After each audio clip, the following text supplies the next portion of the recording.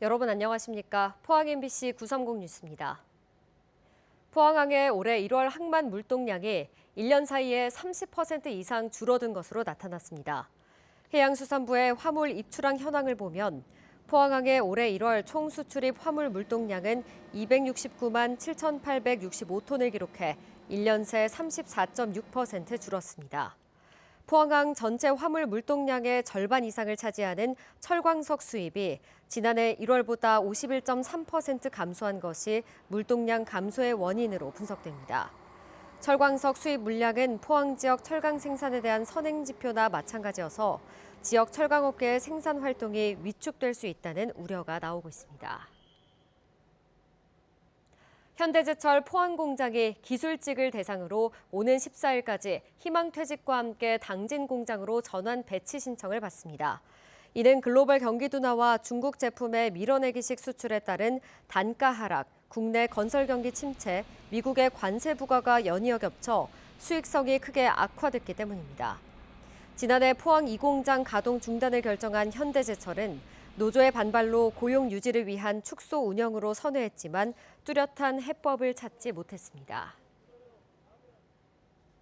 지난달 에너지 머티리얼즈에서 수산화나트륨과 황산 누출로 산업재해가 잇따라 발생한 것과 관련해 노조가 안전대책 마련을 촉구했습니다. 금속노조 포항지부는 어제 고용노동부 포항지청 앞에서 기자회견을 열고 지난달 26일과 27일 이틀간 유해물질로 인해 노동자 2명이 크게 다쳤지만 회사는 소방과 노동부 등에 신고하지 않고 은폐하려 했다고 주장했습니다. 노조는 이어 사고 예방을 위해 유해 요인 조사와 사고 초동 조치 매뉴얼 마련, 근본적인 안전대책 수립 등을 회사와 노동부에 요구했습니다. 영덕군이 청년 유입 정책의 하나로 내일부터 청년문화 예술 패스를 시행합니다. 19세 2006년생을 대상으로 하는 청년문화 예술 패스는 공연과 전시회 예매에 사용할 수 있는 15만 원 이용권으로 오는 5월 말까지 청년문화 예술 패스 누리집에서 발급하지만 예산이 소진되면 조기에 종료될 수 있습니다. 이용 기간은 올 연말까지지만 6월 30일까지 한 번도 이용하지 않으면 7월 1일부터는 사용할 수 없습니다. 제1회 전국 동시 새마을금고 이사장 선거가 오늘 실시됩니다. 경북에서는 37개 투표소에서 투표가 진행되며 무투표 당선을 포함해 모두 104명의 금고 이사장이 선출됩니다. 선관위는 오늘 오후 5시 투표가 마감되면 투표함을 개표소로 옮겨 개표하며 개표 결과는 중앙선관위 홈페이지와 동시 이사장 선거 통계 시스템에서 확인할 수 있습니다.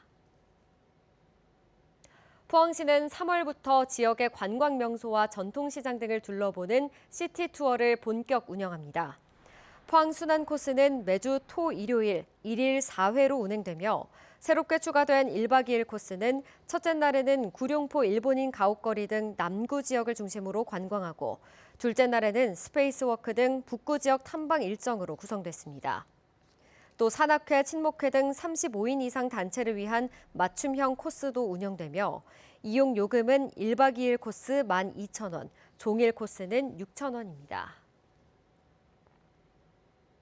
포항 호미곶에 있는 국립등대박물관이 이달부터 포항 지역 초등학교를 대상으로 늘봄학교를 운영합니다. 늘봄학교는 해양 예술과 과학을 주제로 전기 회로로 밝히는 등대와 소리 센서에 빛나는 등대 만들기 등 체험 중심의 프로그램으로 오는 11월까지 진행됩니다. 국립등대박물관은 지난해 세종 감성초등과 포항 흥해초등에서 등대 관련 교육 프로그램을 30차례 운영했습니다. 포항고와 동지 여고 등 경북도 내 9개 초중고교의 급식에 붉은 대게살 요리가 무상으로 지원됩니다. 이들 학교에는 이달부터 붉은 대게살이 들어간 게딱지 그라탕, 게살김밥, 게살 샌드위치 등 다양한 요리가 제공됩니다. 경북도는 지난해부터 붉은 대게 홍보와 내수 활성화, 소비 촉진을 위해 붉은 대게 무상 지원 급식 행사를 진행해 왔습니다. 이상으로 포항 MBC 930 뉴스를 마칩니다. 시청해주신 여러분 고맙습니다.